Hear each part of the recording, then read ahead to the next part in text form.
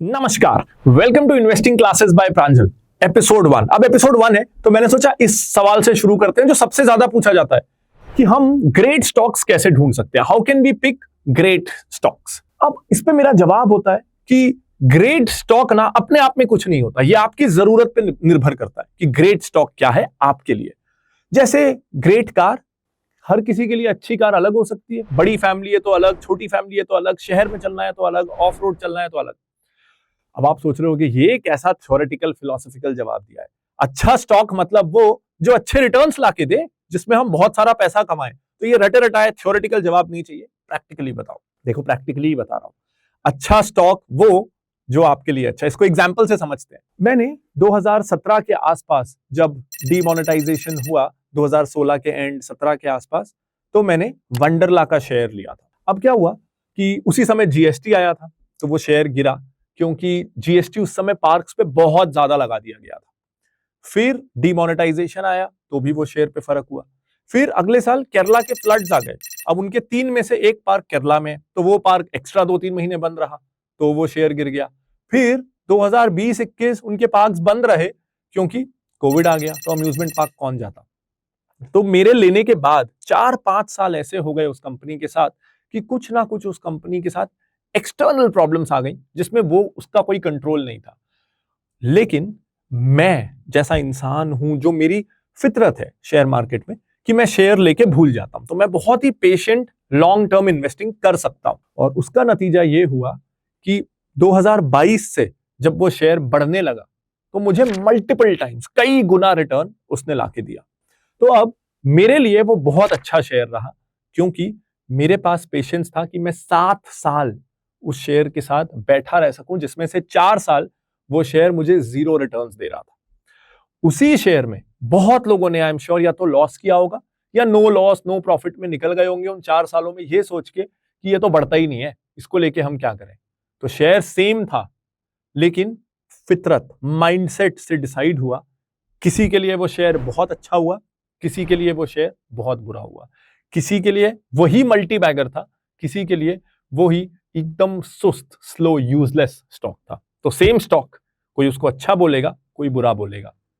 इसीलिए मैं ये कहता हूं कि अच्छा शेयर कुछ नहीं होता। ये आपकी जरूरत पे, आपके माइंडसेट पे, आपकी रिस्क प्रोफाइल पे, रिक्वायरमेंट्स पे डिपेंड करता है। पर मैं इतने पे इसको छोड़ूंगा नहीं। ये वीडियो ग्रेट स्टॉक्स पे है तो उसके कुछ क्राइटेरिया मैं आपके लिए स्टैब्लिश करता हूं। ग्रेट स्टॉक क्या है? पहला, वो जिसको आप बहुत अच्छे से समझ सको, जिसके बिजनेस को आप खुद समझ सको, एक लाइन में किसी को समझा सको, और आप कॉन्फिडेंट फील करो कि इस बिजनेस के बारे में कोई मुझसे कुछ भी डिबेट कर ले, मेरे पास सही सही जवाब होने वाले हैं। ग्रेट स्टॉक क्या है? ग्रेट स्टॉक वो है जो जब आप रात को सोने जाओ और वो शेयर 30-40-50% गिरा हुआ है ना, तो आपको एंजाइटी ना हो, आपकी नींद ना उड़े, बल्कि आप सोचो अगले दिन ना, मेरे पास थोड़ा स्पेयर कैश और है, मैं इसे और खरीद लूंगा। जो सबकॉन्शियसली, इंटरनली आपको कॉन्फिडेंस दे सके कि ये चॉइस गलत नहीं है। देखो, ये सुनने में आसान लगता है, लेकिन रियल लाइफ में doctors buy IT stocks, IT engineers buy pharma stocks, ऐसे में कॉन्फिडेंस नहीं आता है। जब तक वो अच्छा कर रहा है शेयर, हम लेके रखे रहते हैं। जैसे ही वो गिरना शुरू होता है, बिकॉज हम डीपली, इंट्रिंसिकली उस बिजनेस को नहीं समझते हैं, हम पैनिक करके निकल जाते हैं। तो मार्केट बढ़ता रहता है, लेकिन आपके पोर्टफोलियो में लॉस इकट्ठा होता रहता है, क्योंकि हम वोलेटिलिटी डाइजेस्ट नहीं कर पाते। और जो मैंने पहला क्राइटेरिया कहा कि यू अंडरस्टैंड द बिजनेस, कभी कभी हम इसको लेके ना बहुत ओवर कॉन्फिडेंट हो जाते हैं। What does understanding the business means? ये बहुत इंपॉर्टेंट है, ध्यान से सुनिएगा। आप में से कितने लोग HUL के, हिंदुस्तान यूनिलीवर के बिजनेस को समझते हो? इस वीडियो को यहीं पॉज करना और कमेंट करना कि कितने लोग समझते हैं। मैंने अभी शायद इंडिया के सबसे प्रिज्यूमेबली सिंपल बिजनेसेस में से एक को लिया है, जिसके बारे में ज्यादातर लोगों को लगता है कि वो इस बिजनेस को समझते हैं। और जवाब आएगा ज्यादातर लोगों का कि ये FMCG कंपनी है। मार्केट शेयर में नंबर 1 है, अपनी कैटेगरी में नंबर 1 है, 100 साल पुरानी कंपनी है, बहुत अच्छी है। और इसमें क्या समझना है, FMCG कंपनी है। मेरी नजर में तो ये एक प्लेटफॉर्म कंपनी है। प्लेटफॉर्म कंपनी जैसे रिबेल फूड्स को ले लीजिए, उनके पास एक प्लेटफॉर्म है, जो एक किचन है, एक ऐप है, डिलीवरी सर्विस है, जिसके ऊपर वो रोल्स के लिए अलग ब्रांड ले आते हैं, पिज्जा के लिए अलग ब्रांड ले आते हैं, चाइनीज के लिए, इंडियन के लिए अलग ब्रांड ले आते हैं। तो उन्होंने एक प्लेटफॉर्म बिल्ड किया है। HUL मेरी नजर में एक प्लेटफॉर्म कंपनी है। उनका प्लेटफॉर्म है, उनका ग्रेट डिस्ट्रीब्यूशन नेटवर्क। तो गांव गांव में पान दुकान हो, फार्मा दुकान हो, किराना दुकान हो, डिपार्टमेंटल स्टोर हो, कहीं भी HUL की पहुंच है। और वो पहुंच उनकी इतनी डीप है कि उनके लिए कोई भी नया प्रोडक्ट एक्वायर करके उस प्लेटफॉर्म के जरिए लॉन्च करने की HUL की कॉस्ट नेक्स्ट टू जीरो है। एग्जाम्पल से समझते हैं। मान लीजिए आप साबुन बना के लॉन्च करना चाहते हैं। अब साबुन तो आप बना लेंगे या किसी से बनवा लेंगे, पैकेजिंग ब्रांडिंग भी कर लेंगे, लेकिन उसे अगर देश भर में लॉन्च करना है तो अंदर गांव गांव तक वो साबुन अवेलेबल हो, ये आप कैसे करेंगे? आप अगर वेबसाइट से कोरियर करने लगे ऑर्डर पे तो कोरियर चार्ज ही 20-30 रुपए आ जाएगा और 50 रुपए का तो आप साबुन बेच पाओगे, तो इसमें 50% कोरियर चार्ज तो वाइबल नहीं है। तो आपको डिस्ट्रीब्यूशन चाहिए। आप किसी डिस्ट्रीब्यूटर से कांटेक्ट करोगे, वो एक चार्ज ले लेगा। अब HUL का यही स्ट्रेंथ है कि वो देश की ऑलरेडी हर किराना, फार्मेसी दुकान तक, पान दुकान तक पहुंच रहा है।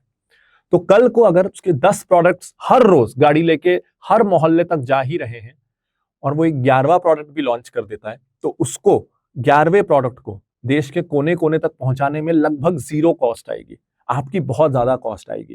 तो HUL एक प्लेटफॉर्म है जिसके जरिए वो नए नए ब्रांड्स एक्वायर करता जाता है या नए नए ब्रांड्स खुद बनाता जाता है और उनको ऑलमोस्ट जीरो डिस्ट्रीब्यूशन कॉस्ट पे मार्केट पे उतार देता है।